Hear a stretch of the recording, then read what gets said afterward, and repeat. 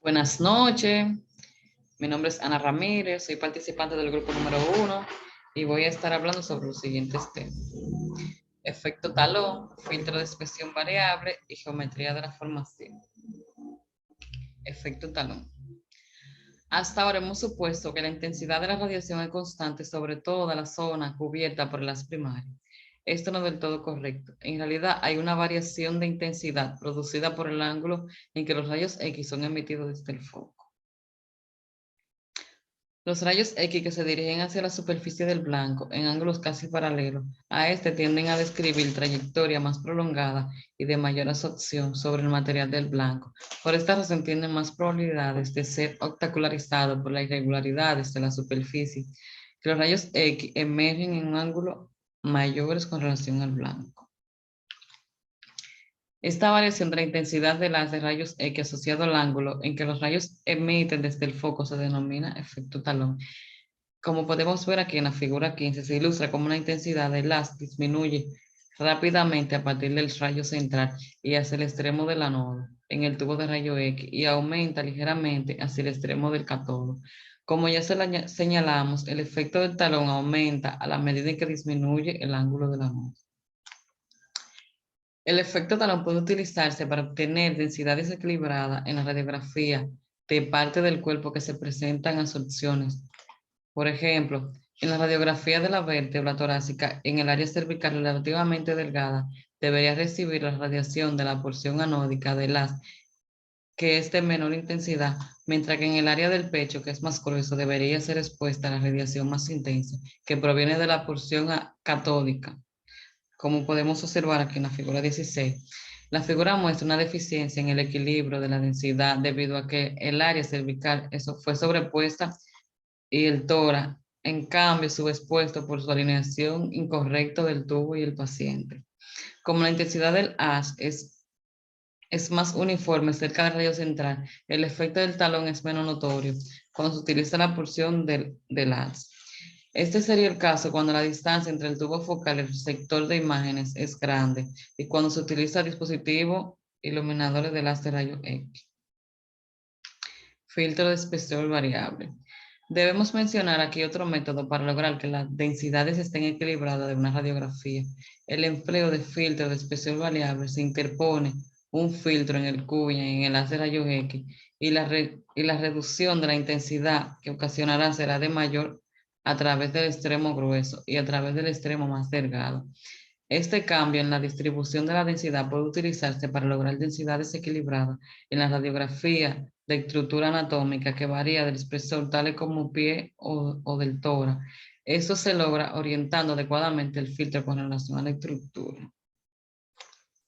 Geometría de formación de la imagen.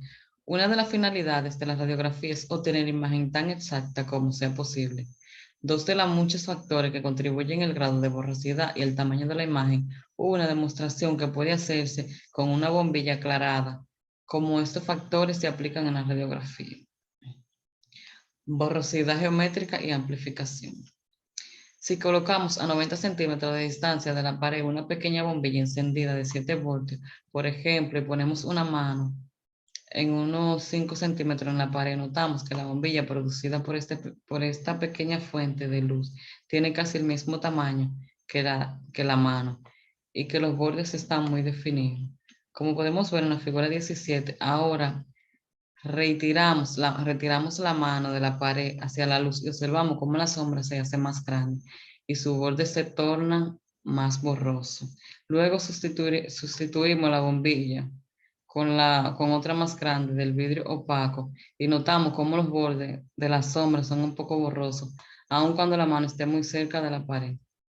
Esta delineación borrosa fue producida por la fuente de luz más grande. Lo mismo sucede con los rayos X como la imagen área. En esta realidad, la sombra de un objeto, cuanto más pequeño sea la fuente de radiación del foco, cuanto más cerca esté el objeto de la película y cuanto más lejos de la fuente esté el objeto, la imagen será más definida y exacta. Recíprocamente, cuanto más grande sea la fuente de la radiación, cuanto más lejos del plano de la película esté el objeto y cuanto más cerca del objeto esté la fuente de radiación, más borrosa será su contorno. y más ampliada será la imagen. Como podemos ver aquí en la figura 18 se muestra la falta de definición reproducida por el foco más grande, por una mayor distancia entre el objeto y la película, así como la proximidad entre la fuente y la radiación.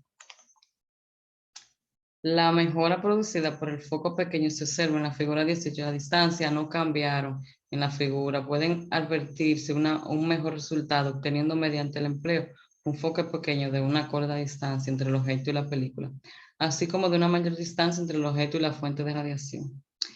La imagen ampliada que se tiene utilizando tanto mayor distancia entre el objeto y la película como una menor distancia entre el objeto y la fuente de radiación se muestra en la figura 18. La imagen tiene un tamaño más fácil de apreciar. La figura donde el objeto está lo más cerca posible de la película y lo más alejado del foco. Distorsión. Si el foco no está sobre el centro del objeto, habrá una ampliación de la figura. Aunque la sombra seguirá tomando forma circular en la figura, los objetos circulares aparecen como sombras también circulares porque los objetos de la película son paralelos. Como podemos observar aquí, si la figura, la sombra estaría deformada por el empleo.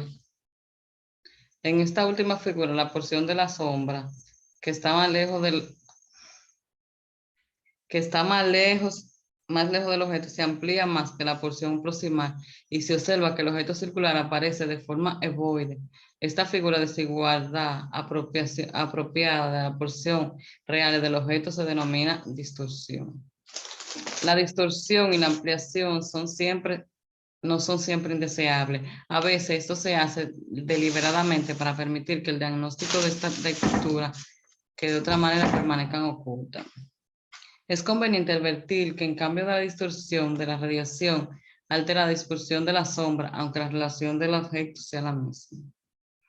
En cambio de la figura, no existe ninguna distorsión tanto en el objeto como en la sombra porque son circulares.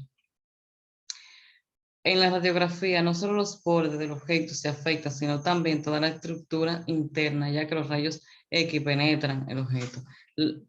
La misma ley se amplía a la imagen de la estructura interna que a la de los bordes. Si una de estas estructuras está más interna que la de los bordes, si una de estas estructuras está más alejada de la película que la otra, la estructura más alejada estará menos definida y más ampliada. Estos conceptos pueden ser utilizados para establecer la porción de una lección. Las 5 reglas de una imagen exacta. Primero, el foco debe ser lo más pequeño posible. Segundo, la distancia entre el tubo y el objeto debe ser siempre la mayor posible.